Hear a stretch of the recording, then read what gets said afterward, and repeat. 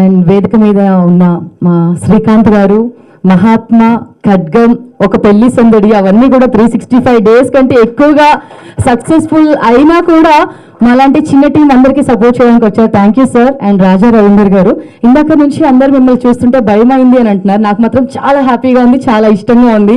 So మీతో పాటు నేను స్టేజ్ షేర్ చేసుకుంటున్నందుకు.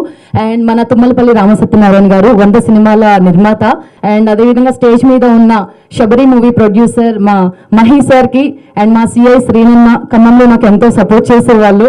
అండ్ అదేవిధంగా మన దక్ష మూవీ డైరెక్టర్ గారు వివేకానంద విక్రాంత్, ఇందాక అన్నయ్య మాట్లాడుతున్నారు. సో ఎక్కడైనా సరే తల్లిదండ్రులు హ్యాపీగా ఉండేది ఏంటి అని అంటే కొడుకు లేదా బిడ్డ వాళ్ళు ఏదైతే గోల్ రీచ్ అవ్వాలి అనుకున్నారో ఆ గోల్ రీచ్ అయినప్పుడు వాళ్ళ కళ్ళల్లో అన్ని కోట్ల ఆనందం కనబడుతుంది అనమాట. సో మీరు ఇందాక స్టేజ్ పైకి పిలిచినప్పుడు అమ్మ నాన్న ఇద్దరు కళ్ళల్లో ఆనంద బాష్పాలు అని చెప్పారు కదా, అది. సో అంటే ఆయనకంటే నేను హైట్ ఉన్నాను కానీ అన్నయ్య అని పిలుస్తున్నాను అనుకుంటున్నారు కదా, అది ఫస్ట్ నుంచి అలాగే ఉంటుంది.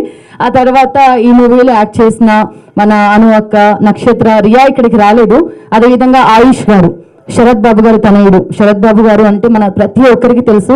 సో సార్ని ఎంత బాగా ఆదరించారో మన ఆయుష్ గారిని అంతే బాగా ఆదరించండి. అండ్ అఖిల్ గారు వాళ్ళ ఫాదర్ ఆల్రెడీ డైరెక్టర్, సో అతనికి ఫుల్ సపోర్ట్ అందరూ కూడా. సో ఈ మూవీలో ఎవరు కూడా విడివిడిగా కాదు, వాళ్ళందరూ ఒకటే ఫ్యామిలీ. మనందరూ కూడా దక్ష మూవీకి సపోర్ట్ చేయాలి.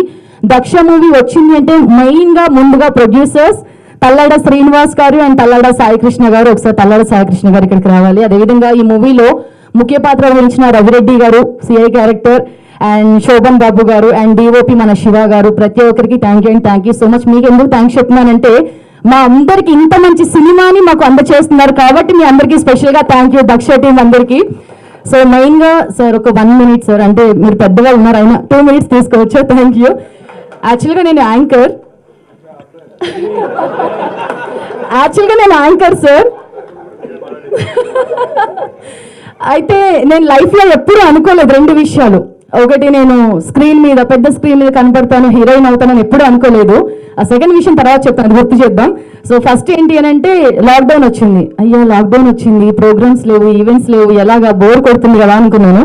సాయి గారు ఫోన్ చేసి ఇలా ఒక సినిమా తీస్తున్నాము, హీరోయిన్ గా చేస్తారు. ఏంటి నేను హీరోయిన్ అంటే అప్పుడు అన్నారనమాట, ఇది విలేజ్ బ్యాక్గ్రౌండ్ స్టోరీ. సో ఎవరిలో అయినా టాలెంట్ ఉంటుంది, మీరు యాంకర్ గానే ఎందుకు అనుకోవాలి, యాక్ట్రెస్ గా కూడా చేయొచ్చు, చేస్తారా అంటే ఓకే. లాక్డౌన్ లో వెళ్ళిపోయాము. నా బెస్ట్ ఫ్రెండ్ శోభన్ బాబు, ఖమ్మం కమల్ హాసన్, ఖమ్మం మల్లన్న అంటారు.